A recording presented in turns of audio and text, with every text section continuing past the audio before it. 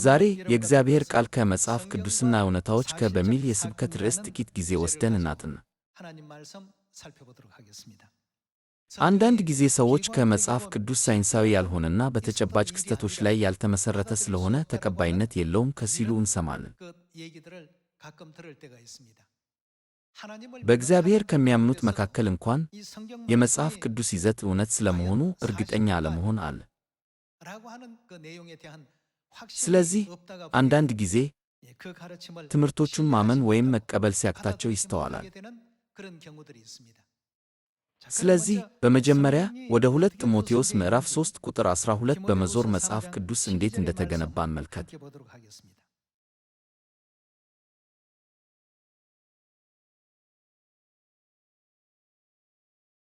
በእርግጥም በክርስቶስ ኢየሱስ በእውነተኛ መንፈሳዊ ሕይወት መኖር የሚወዱ ሁሉ ይሰደዳሉ።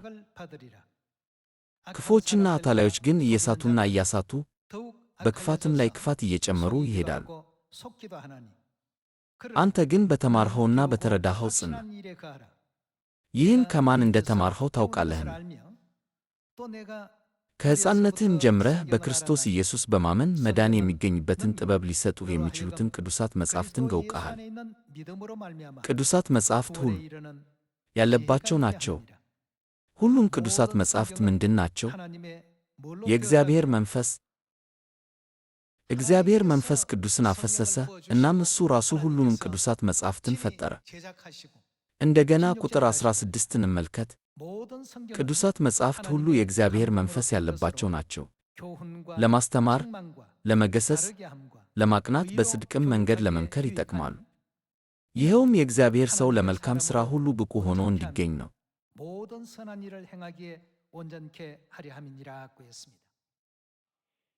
ሁላችሁም መጽሐፍ ቅዱስ የተጻፈው በማን ነው?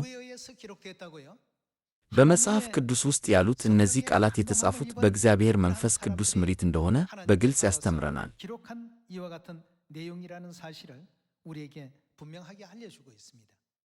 ከዚያም ከዘፍጥረት እስከ ራእይ በተለያዩ ዘመናት ውስጥ ይዘልቃል። በተመሳሳይ ጊዜ እንኳ የነበሩ ሰዎች ቢኖሩም አብዛኞቹ ከተለያዩ ትውልዶች የመጡ ናቸው። እነዚህ ሁሉ ይዘቶች በእግዚአብሔር ምሪት ለረጅም ጊዜ የተጻፉት ያለ ምንም ልዩነት አንድ ሆነው በግልጽ የተተነበዩ ናቸው። ምንም እንኳን ከተለያየ ቦታ የመጡ የተለያየ ሥራ የነበራቸው በተለያዩ አካባቢዎች የሚኖሩና በተለያዩ ዘመናት የነበሩ ቢሆንም እግዚአብሔር የሰው ልጅ ለምን ወደዚህ ምድር እንደመጣና ወዴት እንደሚሄድ በመጽሐፍ ቅዱስ በኩል በግልጽ አሳውቆናል።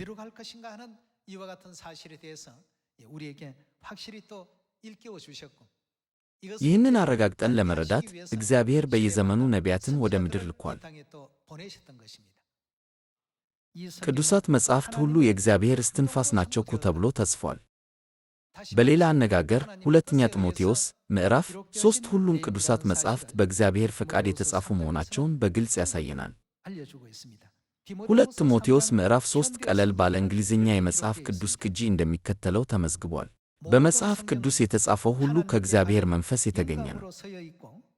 በብዙ መንገድ ይረዳናል። መጽሐፍ ቅዱስ እውነት የሆነውን ያስተምረናል። መጥፎ ነገር በምንሰራበት ጊዜ ያስጠነቅቀናል። ትክክል የሆነውን ያሳየናል። ጥሩ ኑሮ እንዴት መኖር እንዳለብን ያስተምረናል። በዚህ መልኩ ተጽፏል።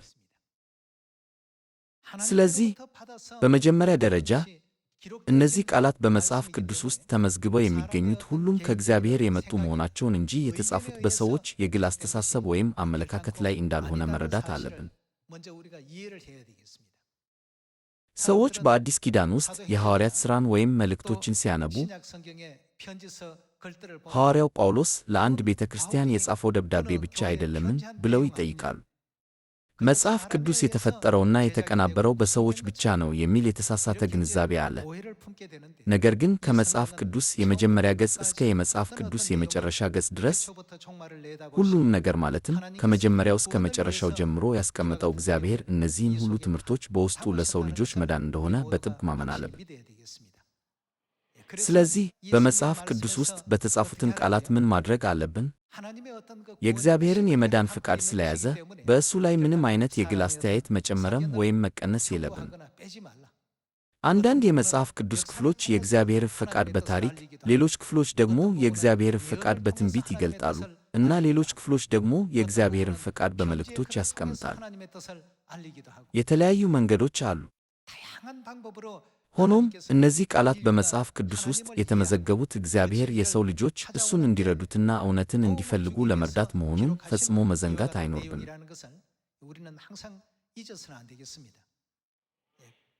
ሰዎች በዚህ መንገድ ስለማያስቡ ይልቁንም ይህ በሰው የተጻፈ ጽሑፍ ብቻ ነው ብለው በማመን በመጽሐፍ ቅዱስ ውስጥ የእግዚአብሔርን ፈቃድ በተጣመሙ አስተሳሰቦች መያዛቸው የማይቀር ነው።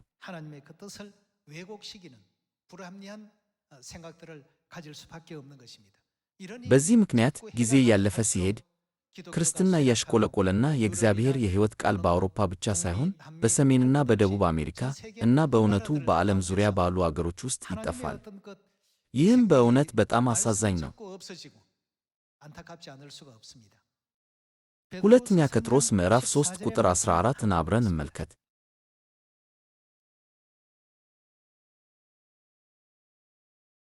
በምዕራፍ 3 ቁጥር 14 ላይ እንዲህ ተብሎ ተጽፏል። ስለዚህ ወዳጆች ሆይ እነዚህን ሁሉ ነገሮች የምትጠባበቁ ስለሆናችሁ ያለ ነውርና ያለ ነቀፋ ከእርሱ ጋር በሰላም እንድትገኙ ትጉ። የጌታችን ትዕግሥት እናንተ እንድትድኑ እንደሆነ አስቡ። እንዲሁም ወንድማችን ጳውሎስ እንደተሰጠው ጥበብ መጠን ጻፈላችሁ። እርሱ ስለ እነዚህ ነገሮች በመልእክቶቹ ሁሉ ጽፏል። በመልእክቶቹም ውስጥ በቀላሉ ለመረዳት የሚያዳግቱ ነገሮች አሉ። ዕውቀት የሌላቸውና ጽናት የሌላቸው ሰዎች። እነዚህ ሰዎች ምን ያደርጋሉ? እነሱ ሌሎችን ቅዱሳት መጻሕፍት እንደሚያጣምሙ መጽሐፍ ቅዱስን በተንላ ተረጓጎም ያጣምማሉ። በሌላ እትም ቃላቱን አጣመው ጽፈዋል። ታዲያ ምን ይደርስባቸዋል? እነዚህንም ደግሞ ለገዛ ጥፋታቸው ያጣምማሉ። እንግዲህ ወዳጆች ሆይ ይህን አስቀድማችሁ ስላወቃችሁ፣ ትርጉሙም ተጠንቀቅ ማለት ነው፣ ጸንታችሁ ከቆማችሁበት መሠረት በከመፀኞች ስህተት ተስባችሁ እንዳትወድቁ ተጠንቀቁ። ነገር ግን በጌታችንና በአዳኛችን በኢየሱስ ክርስቶስ ጸጋና ዕውቀት እደጉ። ለእሱ አሁንም ለዘላለምም ክብር ይሁን፣ አሜን። እዚህ ከተሰጡት ቃላት እንደምንረዳው መጽሐፍ ቅዱስ በማንም ሰው በግዳጅ መተርጎም የለበትም። ከዚያም መጽሐፍ ቅዱስ እንዲጻፍ መመሪያ የሰጠው የመጀመሪያው ጸሐፊ የእግዚአብሔርን ትርጓሜ ማዳመጥ አለብን። በሚክያስ ምዕራፍ 4 መሠረት በመጨረሻው ዘመን ወደ ጽዮን ሲመጣ እግዚአብሔር ምን አደርጋለሁ ብሎ ተናግሯል። በሚክያስ ምዕራፍ 4 ላይ የሚገኘውን ትንቢት እንመልከት።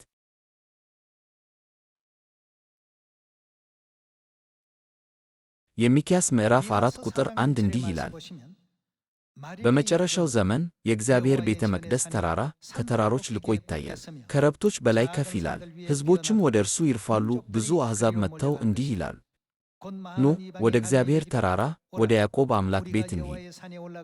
ምን ያደርጋል? ያደርጋል፣ መንገዱን ያስተምረናል። ይህ የሚሆነው መቼ ነው? በመጨረሻው ዘመን ይሆናል። በመጨረሻው ዘመን እግዚአብሔር ራሱ መጥቶ መንገዱን ያስተምረናል፣ በመንገዱ እንድንሄድ። አዲስ አስተምህሮ ወይም አዲስ ትምህርት እየፈጠርን አይደለም። የእግዚአብሔርን ቃል በጉልበት በተንኰል መተርጎም ማጣመምም ስህተት መሆኑን መጽሐፍ ቅዱስ ያስተምረናል። በቁጥር 2 ላይ እንደገና አመልከት። እንዲህ ይላል፣ ሕግ ከጽዮን ይመጣል፣ የእግዚአብሔርም ቃል ከኢየሩሳሌም። በመጨረሻው ዘመን ከእግዚአብሔር በቀጥታ መማር አለብን። በዕብራውያን ምዕራፍ 9 ቁጥር 28 እርሱን ለሚጠባበቁት ለማዳን ሁለተኛ ጊዜ ይመጣል ተብሎ የተጻፈው ለዚህ አይደለም?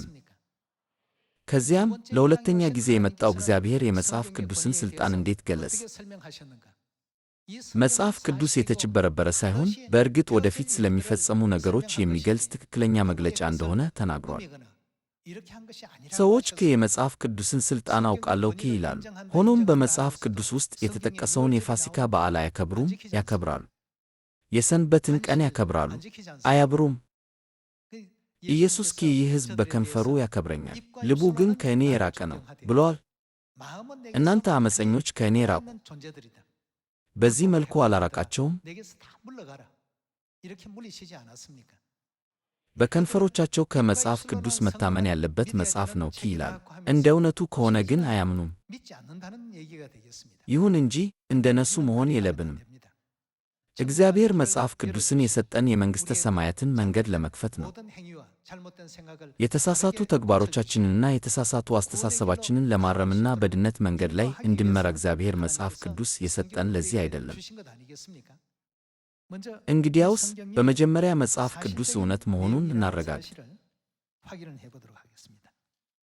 ወደ ኢዮብ ምዕራፍ 26 እንመለስ። በኢዮብ ምዕራፍ 26 ቁጥር 7 ላይ እንዲህ ተብሎ ተጽፏል። የሰሜንን ሰማይ በህዋው ላይ ዘረጋው፣ ምድርንም እንዲያው አንጠለጠላት። እዚህ ላይ ከምድር የምድር ፕላኔትን ያመለክታል። ይህችን ምድር የት ነው ያንጠለጠላት? በባዶው ላይ።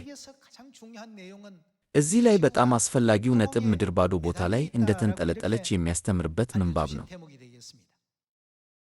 የኢዮብ መጽሐፍ የተጻፈው ከ3500 ዓመታት በፊት ነው። እግዚአብሔር ከ3500 ዓመታት በፊት በኢዮብ በኩል የተንጠለጠለችውን ምድር ገልጿል። ምድር በህዋ ላይ እንደተንጠለጠለች የሚገልጽ የኢንገርሳል ስበት ሕግ በ1687 ኒውተን በተባለ ሳይንቲስት አማካኝነት ለዓለም ሁሉ በይፋ ታወቀ።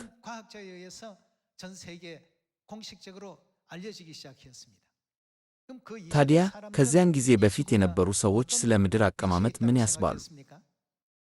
ሰዎች ምድር በአንድ ግዙፍ ዝሆን ጀርባ ላይ እንደተሰራችና ሰዎች በላዩ ላይ እንደሚኖሩ ያምኑ ነበር።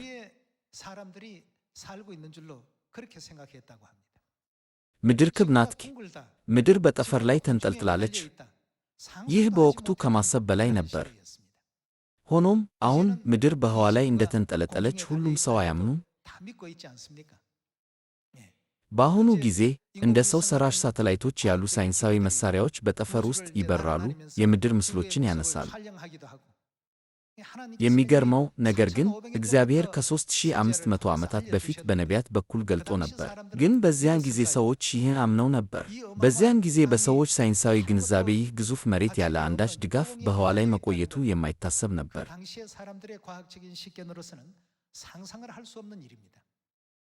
ይሁን እንጂ እግዚአብሔር በሺዎች ከሚቆጠሩ ዓመታት በፊት ምን ተናግሮ ነበር? ምድር በባዶ ላይ ተንጠልጥላለች። ይህ በመጽሐፍ ቅዱስ ውስጥ ያሉት ሁሉም መዝገቦች የእግዚአብሔር ቃል ምን ያህል እውነት እንደሆኑ እንደገና ለማረጋገጥ አይፈቅድልንም። መጽሐፍ ቅዱስ ከሳይንስ የሚቀድመው በዚህ መንገድ ስለሆነ ሰዎች ባላቸው ውስን መረዳት የእግዚአብሔርን ፈቃድ ሙሉ በሙሉ መረዳት አይችሉም። በዚያን ጊዜ ሰዎች እውነትን ለመቀበል በጣም አስቸጋሪ የሆነባቸው ለዚህ ነው። እኛ የዘላለም መንግሥተ ሰማያት አለን እንላለን። መጽሐፍ ቅዱስ መንግሥተ ሰማያት አለ ይላል ወይስ አይልም? ይሁን እንጂ ሰዎች አያምኑም።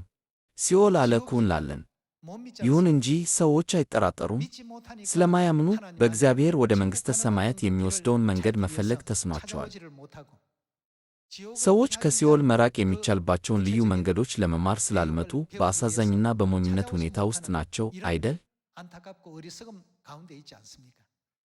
ሁሉም የእግዚአብሔር ቃላቶች በሺዎች ወይም በ10 ሺዎች የሚቆጠሩ ዓመታት ከሰዎች ሐሳብ ይቀድማሉ እና እግዚአብሔር አስቀድሞ እነዚህን ሁሉ እውነቶች በመጽሐፍ ቅዱስ ለሰው ልጆች አሳውቋል። ኢዮብ ምዕራፍ 36 ቁጥር 24 እንመልከት።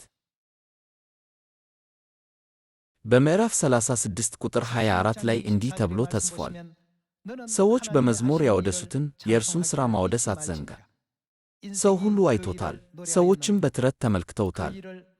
ቁጥር 26 እነሆ እግዚአብሔር ከአእምሮችን በላይ ታላቅ ነው፣ የዘመኑም ጥር ከመታወቅ ያልፋል። የውሃን ነጠብጣብ ወደ ላይ ያተናል፣ መልሶም በዝናብ መልክ በጅረቶች ላይ ያወርዳል። ደመናት ጠል ያንጠባጥባሉ፣ ዶፍም በሰው ላይ ይወርዳል። ውሃ መሳብ የሚለው አገላለጽ ውሃ ወደ ትነትነት ተለውጦ ወደ አየር መነሳትን ያመለክታል። ይህ በአየር ውስጥ ይጨመቃልና ደመና ይሆናል። ከዚያም እንደ ብዙ ዝናብ በምድር ላይ እንደገና ይዘንባል። ሰዎች ዝናብ ከሰማይ የሚወርድ ውሃ ብቻ ነው ብለው በሚያስቡበት ዘመን በኢዮብ መጽሐፍ ምዕራፍ 36 ላይ የውሃውን ውደት ሂደት እግዚአብሔር በትክክል ሲገልጽ ማየት እንችላለን።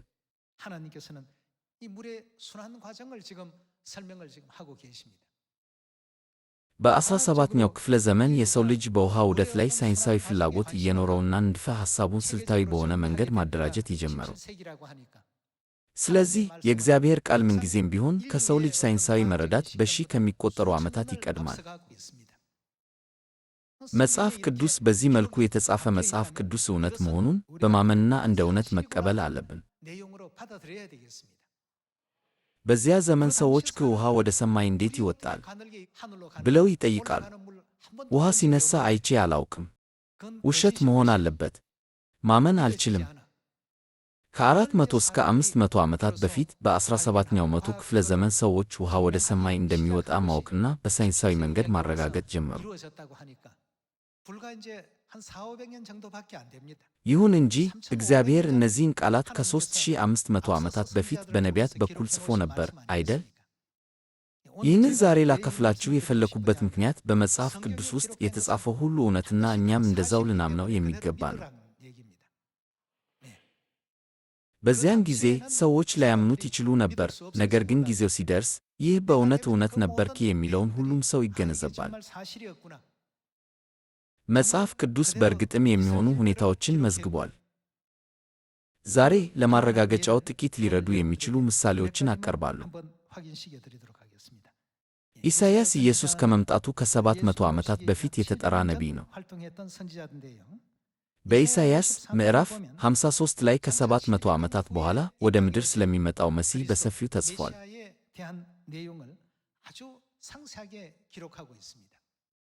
ኢሳይያስ ምዕራፍ 53 ቁጥር 1 እንመልከት።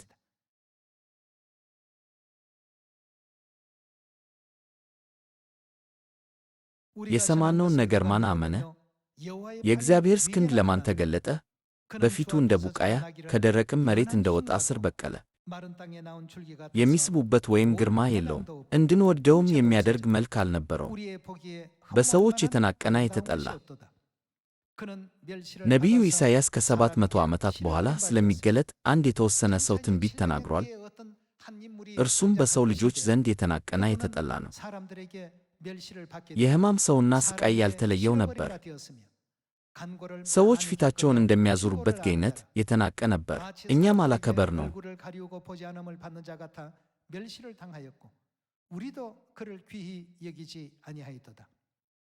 ቁጥር 4 በእርግጥ እርሱ ደዌያችንን ወሰደ፣ ሕመማችንንም ተሸከመ።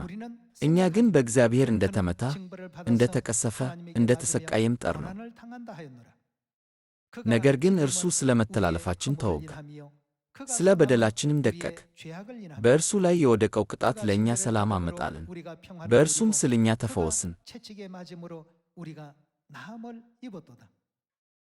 እኛ ሁላችን እንደ በጎች ተቅበዝብዘን ጠፋን፣ እያንዳንዳችንም በየመንገዳችን ነድን፣ እግዚአብሔርም የሁላችንን በደል በእርሱ ላይ ጫነው። በዚህ መንገድ እግዚአብሔር ከ700 ዓመታት በኋላ የሚፈጸሙትን ነገሮች ሁሉ ነቢዩ ኢሳይያስን አስቀድሞ እንዲጽፍ አድርጓል። ታዲያ እነዚህ ክስተቶች የተከሰቱት በእርግጥ ከ700 ዓመታት በኋላ ነው? የተመዘገበው ሁሉ በትክክል ስንመለከት የተዘገበው ነገር ሁሉ ልክ እንደተጻፈው ተከስቷል። ይህን መመልከታችንን እንቀጥል። ተጨነቀ፣ ተሰቃየም፣ ነገር ግን አፉን አልከፈተም። እንደ ጠቦትም ለእርድ ተነዳ፣ በሸላቾች ፊት ዝም እንደሚል በግ አፉን አልከፈተም። ይህ ሁሉ የሆነው በመተላለፋችንና በበደላችን እንደሆነ ተጽፏል። ቁጥር 8 እንመልከት።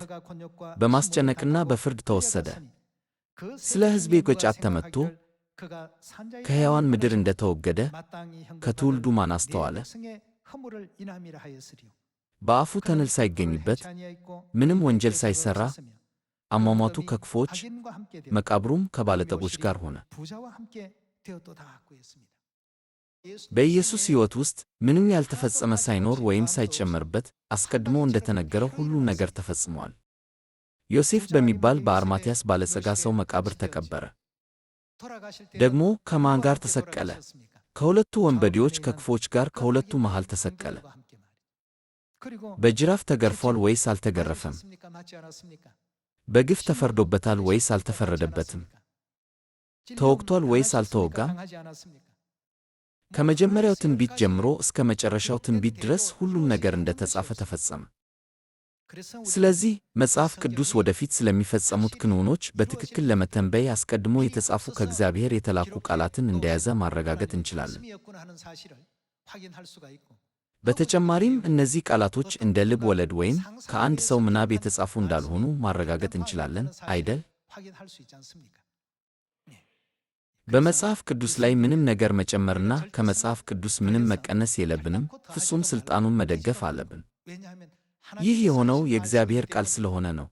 እግዚአብሔር እያንዳንዱን የድነት ዕቅድ 0.001% ስህተት እንኳን አልፈጠረም። ታዲያ እኛ ሰዎች በዚህ መንገድ ወይም በዚያ መንገድ እያልን በእግዚአብሔር ቃል እንዴት እንከራከራለን? በእርግጥም ኢየሱስ እነዚህን ቃላት በኢሳይያስ ምዕራፍ 53 ላይ እንደተገለጸው በትክክል ፈጽሟል። ወደ ማቴዎስ ምዕራፍ 27 ቁጥር 57 በመሄድ ይህን እናረጋግጥ።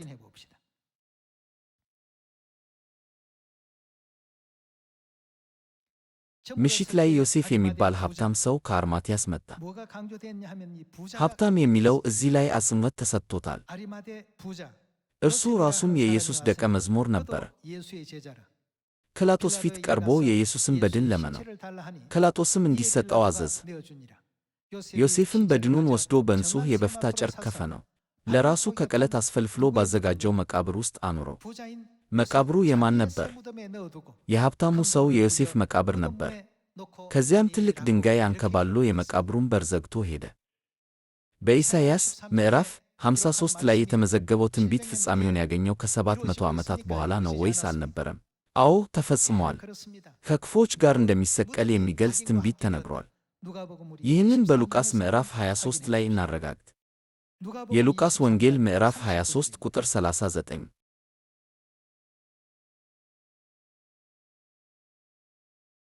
ከተሰቀሉት ወንጀለኞችም አንዱ እየተሳደበ አንተ ክርስቶስ አይደለህምን? እስቲ ራስህንም እኛንም አድንክ ይለው ነበር። ሌላኛው ወንጀለኛ ግን እንዲህ ሲል ገሠጸው፣ ተመሳሳይ ፍርድ እየተቀበልህ ሳለህ ከቶ እግዚአብሔርን አትፈራምን? አሁን በቁጥር 39 መሠረት እዚህ ማን ተሰቀለ? ከወንጀለኞች አንዱ ነበር። በኢሳይያስ ምዕራፍ 53 መሠረት መቃብር የተመደበለት ከማን ጋር ነው? ከክፎች ጋር መቃብር ተሰጠውክ። በሁለቱም በኩል ሁለት ወንበዴዎች ነበሩ። በቀኝ በኩል ያለው ወንበዴ ይቅር እንደሚለው ተስፋ በማድረግ ኃጢአቱን ተናዘዘና ኢየሱስም በመንግሥት በመጣ ጊዜ አስበኝ አለው።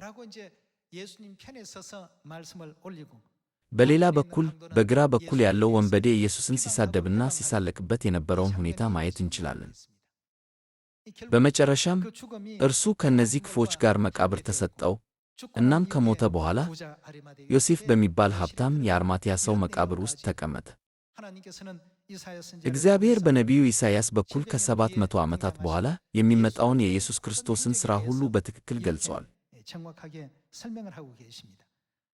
ስለዚህ እምነት የሌላቸውን ወይም መጽሐፍ ቅዱስን የማያምኑትን የፈጠራ ወሬ መስማት የለብንም። ነገር ግን መጽሐፍ ቅዱስ ፍጹም የእግዚአብሔር ቃል እንደሆነና ወደፊት የሚሆነውን ሁሉ እንደያዘ እናስታውስ። ከ3500 ዓመታት በፊት ሰዎች ምድር በጠፈር ላይ እንደተንጠለጠለች ቢያውቁ ኖሮ በፍርሃት ይሸበሩ ነበር። ይሁን እንጂ ሳይንስ አሁን እንዳረጋገጠው ምድር በእርግጥም በህዋ ላይ እንደተንጠለጠለች ሁሉ የሰማይና የሲኦል መኖር በእርግጥም እውነት መሆኑን እግዚአብሔር በዓይናችን እንድናይ የሚፈቅድበት ቀን ሩቅ አይደለም። አንድም ሰው ወደ ዘላለማዊው የሲኦል እሳት እንደማይገባ ተስፋ አደርጋለሁ። ከቅርብ ጊዜ ወዲህ አየሩ በጣም እየሞቀ ነው። አስጨናቂና ሕመም አይደለም። በተከታታይ ከፍተኛ የሙቀት መጠን ምክንያት የዕለት ተዕለት ኑሮ በተወሰነ ደረጃ አስቸጋሪ ሆኗል። በሲኦል በተገለጸው በእሳት ባሕር ውስጥ ለዘላለም የሚደርሰውን ሥቃይ ከግምት ውስጥ በማስገባት እያንዳንዱን ሰው ወደ ሲኦል እንዳይገባ የኃጢአት ስርየትና ድነት ወደሚገኝበት ወደ እውነት በፍጥነት መምራት አለብን።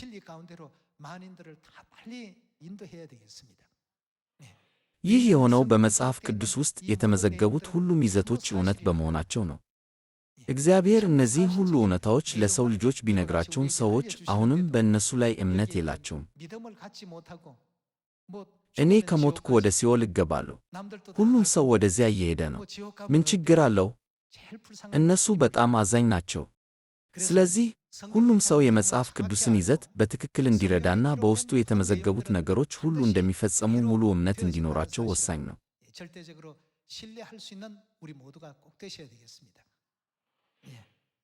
ወደ ዮሐንስ ምዕራፍ 19 ይመለስ። ኢየሱስ በጦር እንደሚወጋ የሚናገረው በኢሳይያስ ምዕራፍ 53 ላይ ያለው ትንቢት ፍጻሜውን አግኝቷል። የዮሐንስ ወንጌል ምዕራፍ 19 ቁጥር 33 ወደ ኢየሱስ በመጡ ጊዜ ግን ሞቶ ስላገኙት ጭኖቹን አልሰበሩም። ነገር ግን ከወታደሮቹ አንዱ ምን አደረገ? የኢየሱስን በጦር ወጋው፣ ወዲያውም ደምና ውሃ ፈሰሰ። ይህን ያየው ሰው ምስክርነቱን ሰጥቷል። ምስክርነቱም እውነት ነው። እውነትን እንደሚናገርም ያውቃል። እናንተም እንድታምኑ ይመሰክራል። ይህም የሆነው መጽሐፍ ከጥንቱ አንድም አይሰበርም። መጽሐፉ ምን ሆነ? የሆነው ይህም የሆነው መጽሐፍ ከጥንቱ አንድም አይሰበርም ያለው እንዲፈጸም የትንቢቱ ፍጻሜ ነበር። ሌላውም መጽሐፍ የወጉትም ያዩታል ስለሚል ነው። እዚህ የተመዘገቡትን ቃላት ስንመለከት ኢሳይያስን ምዕራፍ 53ን ያስታውሰናል።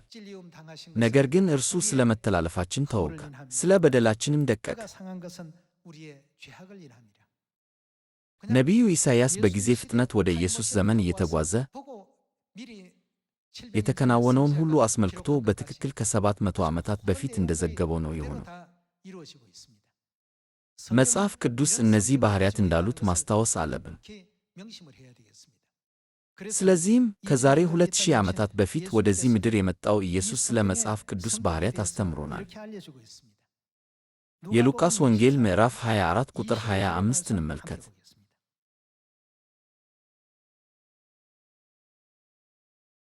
ምዕራፍ 24 ቁጥር 25 እርሱም እንዲህ አላቸው፣ እናንተ የማታስተውሉ ሰዎች፣ ልባችሁም ነቢያት የተናገሩትን ሁሉ ከማመን የዘገየ። ይህን በፍጹም ቢያምኑ በጣም ቀላል ይሆን ነበር። ነገር ግን ይህን ማመን አለብኝ ወይስ አላምንም ብለው በማሰብ ተጠራጠሩ። ስለዚህ ኢየሱስ ምንኛ ሞኞች ናችሁ አላቸው። ክርስቶስ ይህን መከራ መቀበልና ወደ ክብሩም መግባት አይገባውምን? ከሙሴና ከነቢያት ሁሉ ጀምሮ በቅዱሳት መጻሕፍት ስለ እርሱ የተጻፈውን አስረዳቸው። በመጽሐፍ ቅዱስ ውስጥ የተጻፈውን ማንኛውንም ነገር በልባችን ማመን አለብን። በእምነታችን ማመንታት አያስፈልግም። ይህንንም በማቴዎስ ምዕራፍ 26 በሌላ ትምህርት እናረጋግጥ።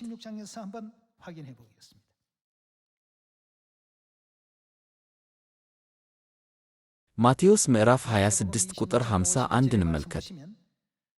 ከኢየሱስ ጋር ከነበሩት አንዱ እጁን ዘርግቶ ሰይፉን መዘዘና የሊቀ ካህናቱን አገልጋይ መትቶ ጆሮውን ረጠው። ኢየሱስም እንዲህ አለው፣ በል ሰይፍህን ወደ ሰገባው መልስ። ሰይፍን የሚመዝዙ ሁሉ በሰይፍ ይጠፋሉ። ካስፈለገ አባቴን ብለምነው ከ12 ክፍለ ሰራዊት የሚበልጡ መላእክት የማይሰድልኝ ይመስልሃል? ይህ ቢሆን ደግሞ ቅዱሳት መጻሕፍት ይሆናል ያሉት ነገር እንዴት ይፈጸማል?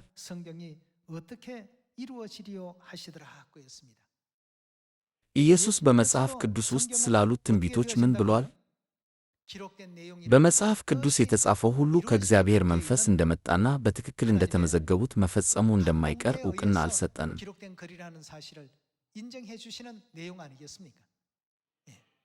ይህን ስላደረግ ትንቢቱ አይፈጸምም ማለት አይደለም። ሰይፍህን ወደ ቦታው መልስ። በእነዚህ የኢየሱስ ቃላት መጽሐፍ ቅዱስ አማካኝነት በእርግጥ ፍጻሜያቸውን ያገኙ ነገሮች እንደተመዘገበ እርግጠኞች መሆን እንችላለን አይደል?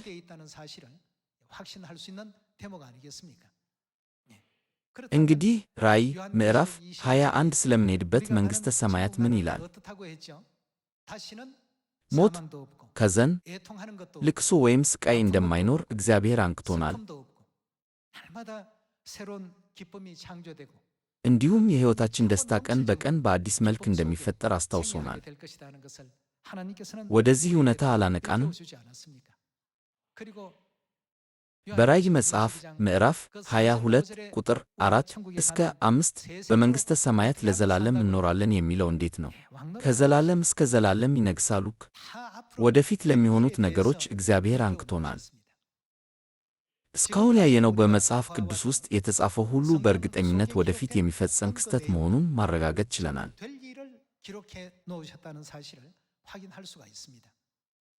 ዘላለማዊው መንግሥተ ሰማያት አዲስ ሰማይና አዲስ ምድር ከጊዜ የራቁ አይደለም።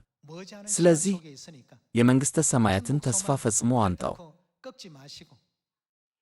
ሰይጣን በዚህ ምድር ላይ የሚያቀርበው ክብር የቱንም ያህል ታላቅ ቢሆን ኢየሱስ ይህን ፈተና አላሸነፈውም። ሰይጣንም የዓለምን አሕዛብ ሁሉ ክብር አሳይቶ ለእኔ ስገድ አለው። በመሠረቱ ለእርሱ መገዛት ማለት ነው። ኢየሱስን እንዲገዛለትና እንዲታዘዘው ነገረው። ኢየሱስ ግን ምን አለ? ከእኔ ራቅ ሰይጣን፣ ለአምላክህ ለእግዚአብሔር ብቻ ስገድ። ኢየሱስ በዚህ ምድር ላይ ምን ማገልገል እንዳለብን እንዳስተማረን ሁሉ በፍጹም ለሀብት፣ ለዝና፣ ዕውቀት ወይም ሌላ ነገር ላይ ትኩረት ማድረግ የለብንም። የአምልኮ ዓላማ የምናመልከው አምላክ ብቻ መሆን አለበት። መንግሥተ ሰማያትና ሲኦል በእርግጥ እንዳሉ መጽሐፍ ቅዱስ ይነግረናል። የመንግሥተ ሰማያት መኖርና እውነትና ሐቅ ነው። ለሲኦልም ተመሳሳይ ነው። ስለዚህ ዘንድሮ በጸጋ የተሞላበት ዓመት ይሆን ዘንድ ሁላችንም በትጋትና በጥረት እንድንሠራ አሳስባለሁ። ውብና መልካም የሆነውን የእግዚአብሔርን ቃል ከሥጋዊ ቤተሰባችን፣ ወዳጆቻችን፣ ጓደኞቻችንና ጎረቤቶቻችን ጋር እንካፈል። 은혜로운 한 해가 꼭 될 수 있도록 모두가 또 수고하시고 노력해 주시길 부탁드립니다. በተለያዩ ፈተናዎች ውስጥ እምነትን የምንጠብቅ የጽዮን ቤተሰቦች ሁላችንም በርትተን እንጠብቅ። ማንም ሰው ወደ ኋላ እንዳይቀር እያረጋገጥኩ እያንዳንዳችሁ ሰማያዊ ልጅ እንድትሆኑ በድጋሚ በትጋት እየጠየቁ የዛሬውን ስብከት ልቋጭ። አመሰግናለሁ።